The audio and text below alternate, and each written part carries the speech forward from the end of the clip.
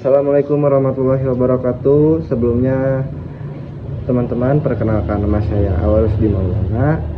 Saya kuliah di UIN Bandung, Universitas Islam Negeri Sunan Gunung Jati Bandung, yang dimana saya di Fakultas Syariah dan Hukum, jurusan Ilmu Hukum. Di sini saya akan membawa topik isu yang dimana disparitas putusan dalam sengketa harta bersama pasca perceraian. Materi yang saya angkat atau topik yang saya angkat karena adanya kasus terkini yang ramai diberitakan, yaitu perkara perceraian antara Tyas Mirasih dan Raiden Soedjono yang menyita perhatian publik bukan hanya karena status mereka sebagai figur publik, tetapi juga karena adanya perbedaan putusan pengadilan terkait pembagian harta bersama. Terus ada poin ketiga, yaitu duduk permasalahan. Dalam kasus ini Pengadilan Agama Jakarta Selatan pada awalnya memutuskan bahwa sebagian besar harta termasuk mobil dan rumah bukan merupakan harta bersama, dengan alasan harta tersebut dibeli atas nama salah satu pihak atau tidak ada bukti kontribusi dari pihak istri. Namun saat dilakukan upaya banding ke Pengadilan Tinggi Agama DKI Jakarta, keputusan itu dibatalkan sebagian.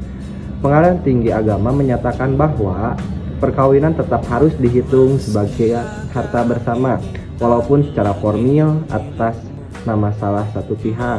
Nah, perbedaan inilah yang disebut disparitas putusan, yaitu ketidakkonsistenan antara satu putusan dengan putusan lainnya yang berpotensi ini menumbuhkan ketidakpastian hukum dan rasa tidak adil. Terus dari hukumnya, lalu bagaimana sih dasar hukumnya? Sesuai pasal 97 Kompilasi Hukum Islam dijelaskan bahwa janda atau duda cerai hidup masing-masing berhak atas separuh dari harta bersama sepanjang tidak ditentukan lain dalam akad perkawinan. Selain itu, pasal 35 Undang-Undang Nomor 1 Tahun 1974 tentang perkawinan juga menyatakan bahwa harta benda yang diperoleh selama perkawinan menjadi harta bersama. Dengan kata lain, seluruh harta yang diperoleh setelah akad nikah meskipun hanya tercatat atas nama satu pihak saja, secara hukum adalah harta bersama kecuali ada perjanjian kawin yang menyatakan sebaliknya. Namun dalam praktik di pengadilan, hakim juga mempertimbangkan kontribusi dari masing-masing pihak, termasuk kontribusi ekonomi dan kontribusi domestik. Sayangnya, karena belum ada pedoman teknis yang baku dan rinci, hakim sering menafsirkan secara berbeda yang akhirnya menimbulkan disparitas putusan. Terus ada argumen pro dan kontra. Nah, mari kita bahas pro dan kontra dari dua pendekatan yang terjadi dalam kasus ini. Pendekatan pertama adalah yang digunakan oleh Pengadilan Agama Jakarta Selatan, di mana hakim hanya memasukkan aset sebagai harta bersama jika ada bukti pembelian dilakukan bersama atau kontribusi dari kedua pihak bisa dibuktikan secara materi. Ini adalah pendekatan yang lebih formalistik dan konservatif. Sedangkan pendekatan kedua seperti yang dipakai oleh Pengadilan Tinggi Agama Jakarta menganggap bahwa selama harta diperoleh dalam masa perkawinan, maka itu adalah harta bersama terlepas dari atas nama siapa atau siapa yang membeli secara langsung. Saya pribadi cenderung setuju dengan pendekatan Pengadilan Tinggi Agama Jakarta karena lebih berpihak pada keadilan substantif, terutama bagi istri yang mungkin tidak bekerja secara langsung tapi masih bisa berkontribusi dalam bentuk mengurus rumah tangga, membesarkan anak, dan mendukung karir suami.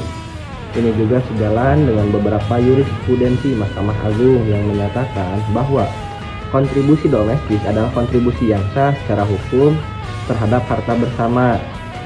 Mungkin ada solusi yang ditawarkan. Untuk mengatasi disparitas seperti ini, saya mengusulkan beberapa solusi sebagai berikut.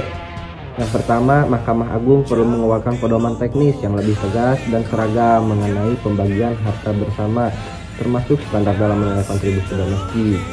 Mungkin yang kedua, perlu ada revisi atau penyempurnaan terhadap kompilasi hukum Islam agar lebih sesuai dengan nilai-nilai keadilan masa kini, khususnya dalam hak pelindungan terhadap pihak yang tidak bekerja secara finansial tapi berkontribusi secara sosial dan emosional.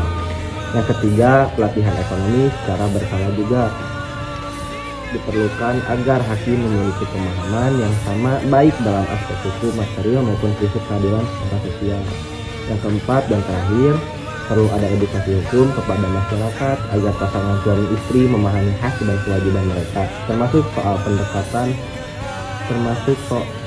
pencatatan aset selama perkawinan. Mungkin saya di sini menegaskan bahwa disparitas putusan bukan hanya soal perbedaan pandangan, tetapi juga soal keadilan dan kepastian hukum. Semoga kedepannya sistem hukum kita bisa lebih peka, adil dan responsif terhadap realitas sosial di masyarakat. Terima kasih telah menyimak video ini. Jangan lupa like, share, komen, dan subscribe jika video ini bermanfaat. Terima kasih semuanya. Wassalamualaikum warahmatullahi wabarakatuh.